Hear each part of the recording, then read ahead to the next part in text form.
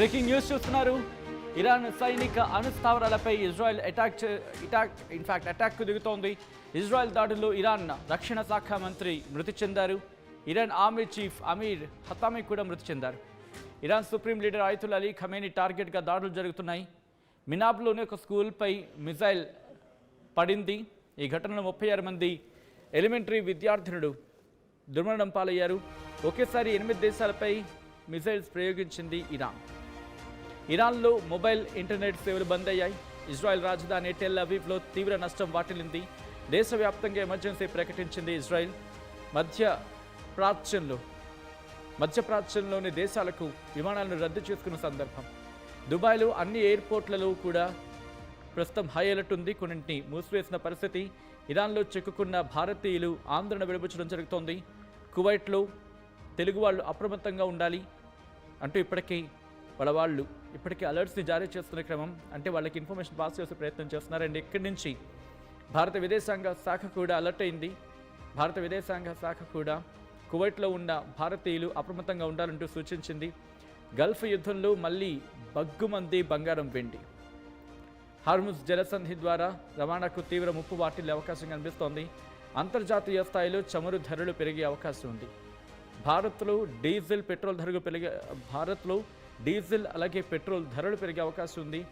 నిత్యావసరాల ధరలు కూడా పెరిగే అవకాశం కనిపిస్తోంది. దానికి సంబంధించి బ్రేకింగ్ న్యూస్ చూస్తున్నారు. ఆ విషయాస్ మీరు చూడొచ్చు. ప్రస్తుతం ఎటువంటి పరిస్థితి ఉంది అనేది. ఇజ్రాయెల్ దాడుల్లో ఇరాన్ రక్షణ శాఖ మంత్రి మృతి చెందిన సందర్భం. ఒకేసారి 8 దేశాలపై మిసైల్స్ ప్రయోగించింది ఇరాన్. దానికి సంబంధించి బ్రేకింగ్ న్యూస్ చూస్తున్నారు.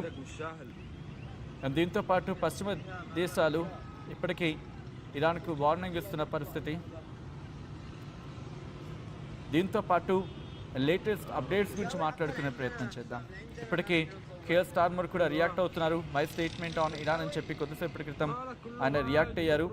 దాంతోపాటు American ships and vessels Persian గల్ఫ్లో వెళ్తున్నాయి.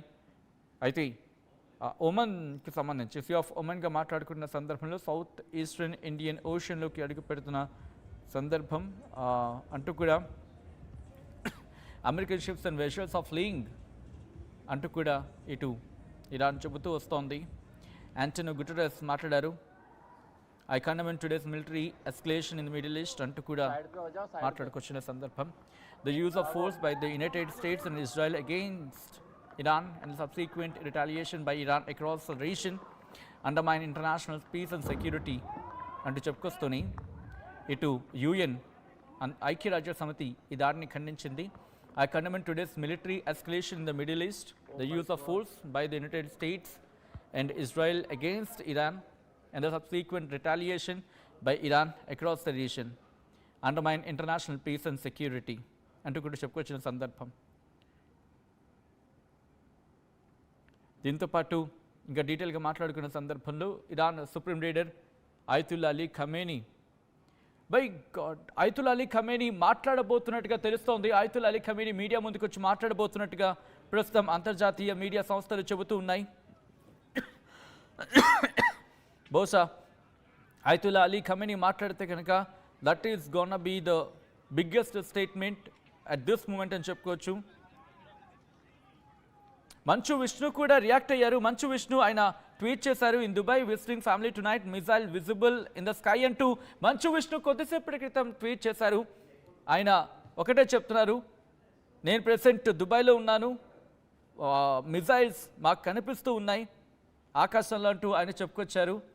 దాంతోపాటు the loud interception shook our home and frightened little Aria అంటూ చెప్పుకొచ్చారు. Praying for peace, no child anywhere should grow up hearing the sound of war above the roof.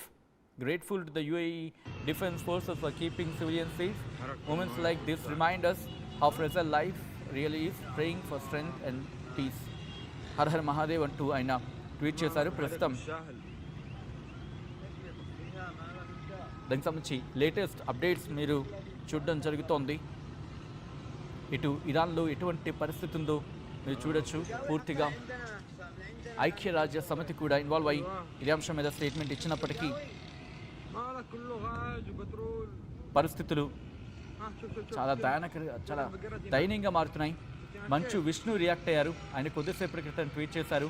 ఆయన కుటుంబం ఈ మిజైల్స్ని చూసిందంటూ ఆయన చెప్పుకొచ్చారు. Iranian attack hits palm hotel and resort in Dubai అంటూ ఇంకొంతమంది tweet చేసుకుంటూ వచ్చారు. చైనా ఖండిస్తోంది. ఇరాన్ సుప్రీం లీడర్ మరి కాసేపట్లో ఆయతుల్లా అలీ ఖమేనీ మరి కాసేపట్లో మాట్లాడబోతున్నట్టుగా తెలుస్తోంది. విష్ణు రియాక్ట్ అయ్యారు. మేము ఆ మిజైల్స్ని చూసామంటున్నారు మంచు విష్ణు. వాళ్ళ ఫ్యామిలీతో ఆయన ట్రిప్కి వెళ్ళిన సందర్భంలో ఆయన మాట్లాడుకొచ్చారు. దాంతోపాటు ఇరానియన్ డ్రోన్స్ అక్కడ దుబాయ్లోని ఒక హోటల్ని స్ట్రైక్ చేసినట్టుగా ఇంకొన్ని కథనాలు చెప్తున్నాయి. ఇరాన్ సుప్రీం లీడర్ బహుశా ఆయన మాట్లాడే క్షణాల కోసం ఇప్పుడు ప్రపంచం ఎదురు చూస్తోంది. ఎందుకంటే ఆయన చచ్చిపోయారు, లేకపోతే ఆయన చంపే ప్రయత్నాలు జరుగుతున్నాయని చెప్పి చర్చ జరుగుతున్న తరుణంలో ఇప్పుడు ఈ మాటలకు బలం చేకూర్చేలా మరి కాసేపట్లో ఆయన మాట్లాడబోతున్నారనేది వినిపిస్తున్న మాట. ఇరాన్ కూడా ఇరాన్ మీద అటాక్కి సంబంధించి ఇటు యూకే కూడా రియాక్ట్ అవుతోంది. ప్రపంచ దేశాలన్నీ ప్రస్తుతం ముక్త కంఠంతో ఈ దాడిని ఖండించాల్సిన సందర్భం అనుకున్నప్పటికీ కూడా ఎవరు రియాక్ట్ కావటం లేదు. కేవలం ఆయా దేశాలకు సంబంధించి సమర్థంగా అంటే ఆయా దేశాలను సమర్థిస్తూ వస్తున్న వల్ల మాత్రమే రియాక్ట్ అవుతున్న పరిస్థితి. మరి ముఖ్యంగా ఆయిల్ ట్యాంకర్స్ ఏవైతే స్ట్రైట్ ఆఫ్ హార్మోజ్ నుంచి సైలింగ్ అవ్వాలో అవి పూర్తిగా రూటు మార్చుకునే ప్రయత్నం చేస్తున్నాయి. దానికి సంబంధించి బ్రేకింగ్ న్యూస్ మీరు చూడడం జరుగుతోంది ఆర్టీవీ స్క్రీన్ మీద.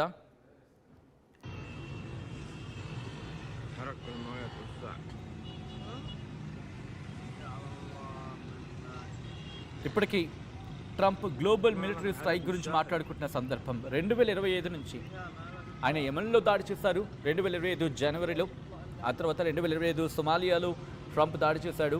మార్చి 2025లో ఇరాక్లో, అక్కడ ఏప్రిల్ మే ఈ 2 నెలలు కూడా వేసంకాల సెలవులు ఇచ్చినట్టున్నారు బహుశా. ఇరాన్లో జూన్లో 2025లో దాడి చేశాడు. ఆ తర్వాత మళ్ళీ Caribbean Venezuela June, July, August బహుశా వర్షాకాలం సెలవులు అనుకుంటారు. అప్పుడు మళ్ళీ సెప్టెంబర్లో అక్కడ దాడి చేశాడు.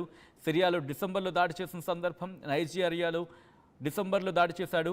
ఇరాన్లో ఫిబ్రవరి 2026 అనుకుంటూ మాట్లాడుకుంటున్న పరిస్థితి. అయితే UK planes in the skies in the Middle East as part of coordinated defence operations. ఇక్కడ బ్రిటన్ కూడా యుద్ధంలోకి దిగింది. బ్రిటన్ కూడా యుద్ధంలోకి వచ్చిందా అనే అనుమానం చేకూరుతోంది. ఎందుకు నేను ఈ మాట్లాడుతున్నానంటే కొద్దిసేపటి క్రితం బ్రిటన్ ప్రధాని కేర్ స్టార్మర్ మాట్లాడుతూ ఇటు యూకే ప్లేన్స్ కూడా అంటే బ్రిటన్ ప్లేన్స్ కూడా ఆకాశంలో తిరుగుతున్నాయి. మరి ముఖ్యంగా మిడిల్ ఈస్ట్ పరిణామాల క్రమంలో ఒక కోఆర్డినేటివ్ డిఫెన్స్ ఆపరేషన్స్ కోసం అంటూ కూడా ఆయన చెప్పుకొచ్చారంటే బహుశా ఇటు డైరెక్ట్గానో లేకపోతే ఇండైరెక్ట్గానో ఆయన దిగే అవకాశం ఉందని చెప్పుకోవచ్చు. Following recent military attacks against Iran, foreign minister Araghchi spoke with counterparts in Saudi Arabia. Interesting development. ఇటు ఇస్లామిక్ రిపబ్లిక్ ఆఫ్ ఇరాన్ ఒక ఇంట్రెస్టింగ్ స్టేట్మెంట్ చేసింది. ఏంటంటే ఇరాన్ ప్రభుత్వం అంటే ఇరాన్ విదేశాంగ శాఖ ఇప్పటికే సౌదీ అరేబియాతో మాట్లాడింది, దుబాయ్తో మాట్లాడింది, ఖతర్తో మాట్లాడింది, కువైట్తో మాట్లాడింది, బహ్రెయిన్తో మాట్లాడింది, ఇరాక్తో మాట్లాడింది అని చెప్పి ఇరాన్ గవర్నమెంట్ కొద్దిసేపటి క్రితం ట్వీట్ కూడా చేసింది. ఇటు ఇరాన్కి సంబంధించి ఏమంటుంది? He reaffirm that Iran's right to self defence and stressed commitment to regional good neighbourliness. అంటే ప్రాంతీయంగా గుడ్ నైబర్లీనెస్, సఖ్యతను పెంచుకుంటూనే ఉంటాం, బట్ మీరు కూడా అలాగే ఉండాలి కదా. ఆయన ఏమంటున్నారు? Iran right to self defence, ఇది మా సెల్ఫ్ డిఫెన్స్లో భాగంగా మాత్రమే, మమ్మల్ని మేము కాపాడుకునే ప్రయత్నంలో భాగంగానే ఇది చేయడం జరుగుతోంది. మమ్మల్ని మేము కాపాడుకునే ప్రయత్నంలో భాగంగా మేము మిమ్మల్ని అక్కడ ఇరాన్ బేసెస్ మీద దాడి చేస్తున్నాం తప్ప అంతకన్నా లేదు కదా. Interesting development. ఎందుకంటే ఇక్కడ 10 దేశాల గురించి మాట్లాడుకున్న సందర్భం. ఏవేవి? దుబాయ్తో పాటు మరికొన్ని దేశాలు. అక్కడ దుబాయ్ ఉంది, దుబాయ్తో పాటు ఎందుకంటే అక్కడ అమెరికన్ బేసెస్ ఉన్నాయి.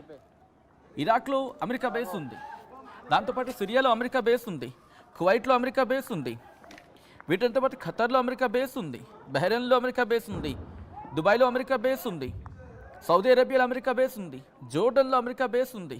పర్షియన్ గల్ఫ్ గురించి మాట్లాడుకున్న సందర్భంలో అమెరికా ఇటు వీళ్ళ మీద కక్ష సాధింపు అనే మాట కన్నా ఇంకా ఎక్కువ అనుకోవాలేమో. ఎందుకంటే ప్రస్తుత పరిణామాలు చూస్తుంటే ఎటువంటి మాటే ఇక్కడ వినిపిస్తోంది. ఇరాన్ మీద దాడుని తీవ్రతరం చేస్తోంది అమెరికా. ఎక్కడ తగ్గేది లేదంటుంది. ఈరోజు రాత్రికి తాడోపేడ తేల్చేస్తామన్న అర్థం వచ్చేలా మాట్లాడుతున్న క్రమం. కువైట్ కూడా రియాక్ట్ అవుతోంది. ఇది మీరు ఎంతవరకు సమంజసం? మిమ్మల్ని మేము కలిపే ప్రయత్నం చేద్దాం అనుకుంటే మీరు కొట్టుకుని మా మీద పడతారేంటి అని అర్థం వచ్చేలా ఇటు అమెరికాను అనలేక మళ్ళీ ఇరాన్ మీద పడుతోంది. కువైట్ ఇరాన్ని అంటోంది, నేను మీ మధ్య సయోధ్య కుదిర్చే ప్రయత్నం చేశాను, మీరు నా మీద పడితే ఎలా, మీరు మమ్మల్ని అంటే ఎట్లా అని చెప్పి చాలా దారుణంగా మినాబ్ అని చెప్పింది. అక్కడ మాట్లాడుకున్నాం కదా, ఒక ఎలిమెంటరీ స్కూల్ మీద దాడి జరిగితే వాళ్ళ స్కూల్ బుక్స్ బ్యాగ్స్ బయటకు తీస్తూ ఉంటే నమ్మరు, రక్తపు మరకలు, చిన్నపిల్లల రక్తంతో తడిసిన ఆ బ్యాగ్లు బయటకు వస్తున్నాయి.